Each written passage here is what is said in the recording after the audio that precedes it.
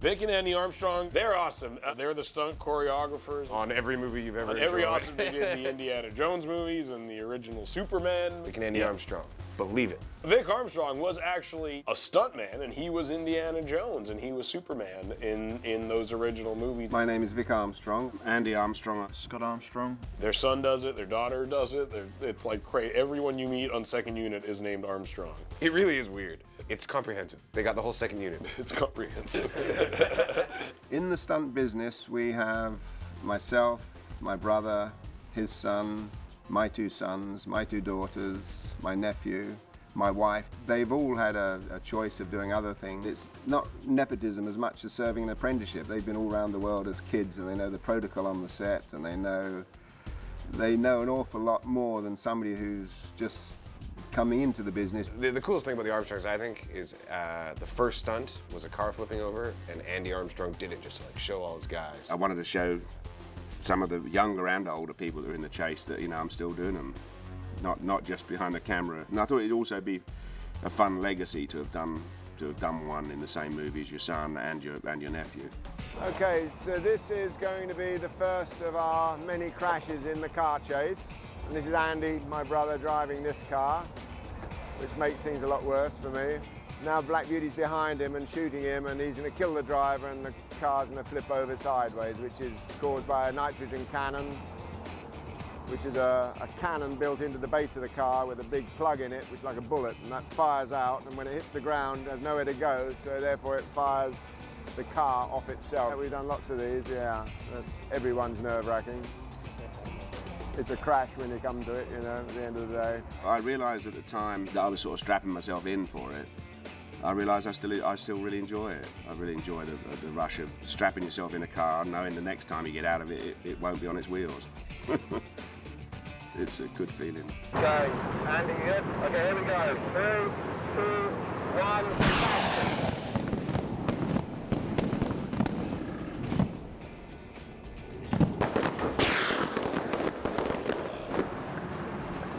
Well done, Dean. Just run it when you can, Dan. Another grey hair in my head.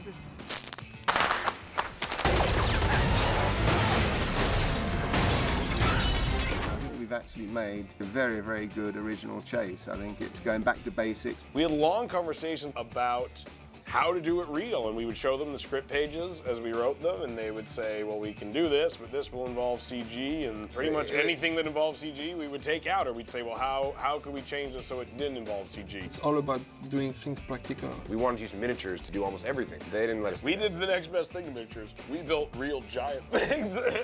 I mean, we wanted to do the elevator Black Beauty thing with miniatures, and they were like, we can't do that. What we will do is build a 70-foot tall elevator, drive a car into it, and lift it up in the air. We tried to eliminate any CG that we didn't necessarily need, unless it's to hide a ramp or to hide some piece of equipment. But basically everything you see is done for real, so it's a nice change for this day and age. They were psyched to be able to actually apply their skills fully again. I'm driving the pickup that we're going to pipe ramp head on through this bus. This is the pipe ramp that I'm going to be riding up.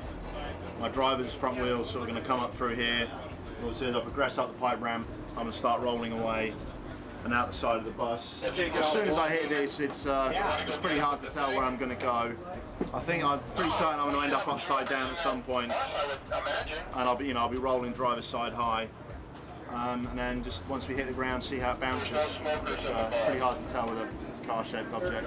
The main thing is just keeping your head clear. You can't let your emotions and your thoughts run away with you. You've just got to keep a clear head. Car is caged. Scott's wearing the latest helmets and neck restraints and arm restraints and back restraints, but at the end of the day you're still doing 65 miles an hour and hitting a solid object, going 15 feet in the air and bouncing on the road, so it's nerve-wracking really. Rolling brake, action on the rolling brake. Here we go. Here we go, and 3, 2, 1, action!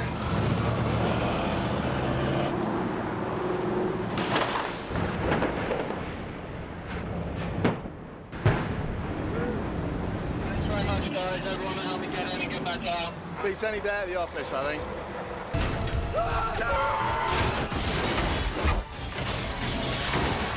To me, that's the worst stunt ever, is having to direct your own family doing stunts. It's harder than doing the stunts yourself, I think. There's much more pressure when it's your son and your nephew and you want them to be safe, but in reality, you know, you have to put that amount of diligence and safety into all of them. So at the critical moment, you detach who it is in there, really. Action!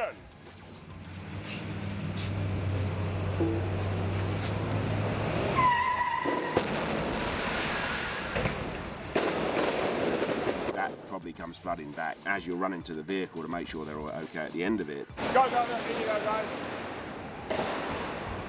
You okay? You all right, Dave? He's good, You all right? Good job, buddy. Good job. Lean against the car.